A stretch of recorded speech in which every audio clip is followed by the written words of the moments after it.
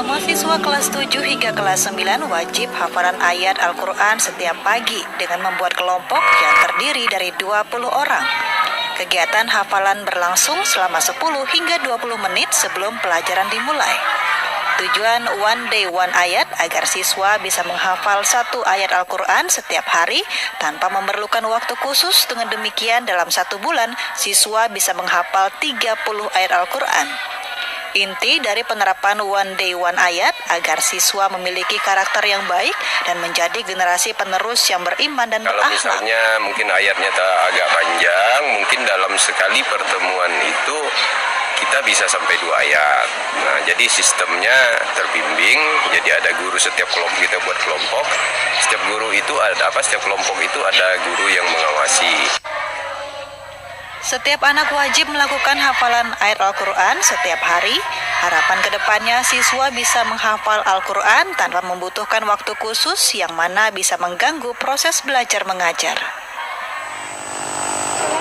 Sebagian besar sekolah di wilayah perbatasan Indonesia-Malaysia masih menerapkan pembelajaran jarak jauh atau PJJ, meski pihak sekolah sudah siap dengan tatap muka. Di Kecamatan Entikong dan Sekayam, belajar jarak jauh masih terkendala dengan terbatasnya jaringan internet serta siswa yang tidak memiliki smartphone. Pihak sekolah tetap memfasilitasi siswa yang tidak memiliki telepon pintar dengan memberikan tugas secara langsung dari masing-masing guru bidang studi. Sementara belajar tatap muka karena belum dapat dilakukan karena masih menunggu surat edaran resmi. Gubernur bahkan Menteri, kita laksanakan belajar dengan daring atau secara online. Adapun untuk pembelajaran daring atau online ini kita lakukan dengan cara kita menyampaikan informasi terlebih dahulu kepada orang tua dengan sistem pembelajaran yang akan kita lakukan dan supaya pelaksanaan ini dapat berjalan dengan lancar. Kemudian yang kedua, sekiranya bagi siswa yang tidak memiliki handphone yang memadai untuk pembelajaran secara daring ini, kita dapat fasilitasi dengan cara mengambil tugas di sekolah. Nah, kemudian siswa ini kita berikan waktu untuk mengerjakan sesuai dengan tugas yang diberikan oleh guru bidang masing-masing. Dengan belajar jarak jauh, setiap pekannya siswa harus menyerahkan tugas kepada guru masing-masing dan tetap mengedepankan protokol kesehatan.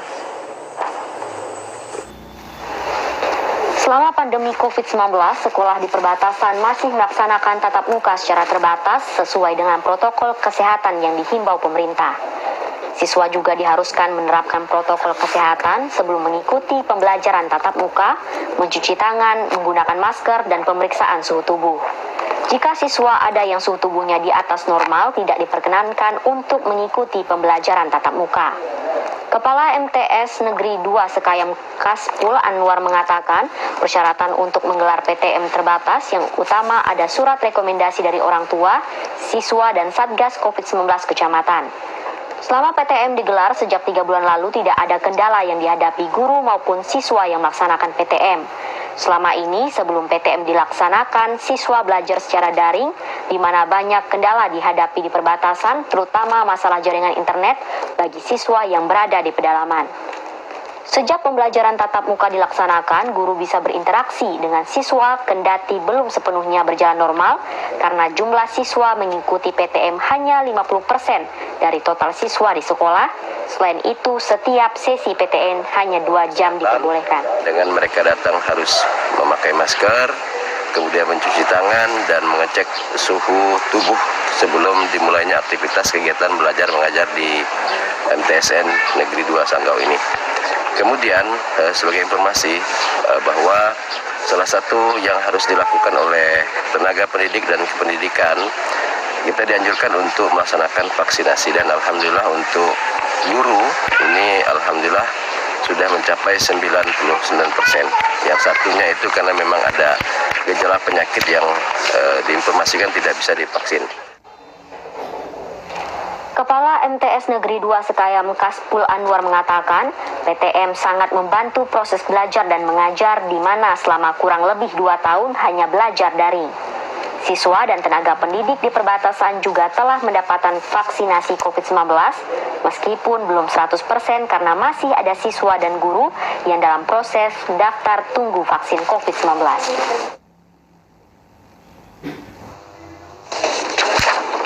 Setiap pagi kurang lebih 15 menit pelajar MTSN 2 Sanggau di Kecamatan Sekaya membaca surat pendek Al-Quran secara berkelompok dan tetap mengedepankan protokol kesehatan.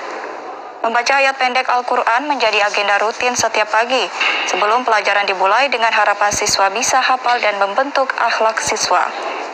Guru MTSN 2 Sanggau, Julinda Sukri Lubis mengatakan, program 1 ayat 1 hari baru di awal tahun 2022 kembali digalakan karena sebelumnya terhenti dampak COVID-19, di mana sekolah belajar secara daring dari rumah.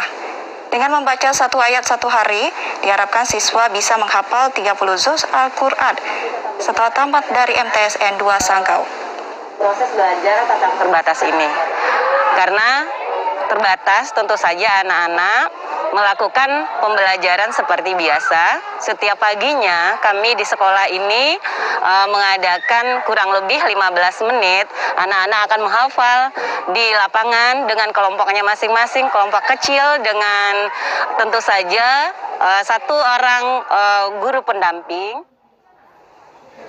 Guru MTSN 2 Sanggau, Julinda Sukri Lubis menjelaskan, program 1 ayat 1 hari bertujuan untuk membekali siswa dengan budi pekerti dan akhlak yang mulia. Selain itu, hafalan juga sebagai benteng bagi generasi muda dari pergaulan bebas yang tidak baik.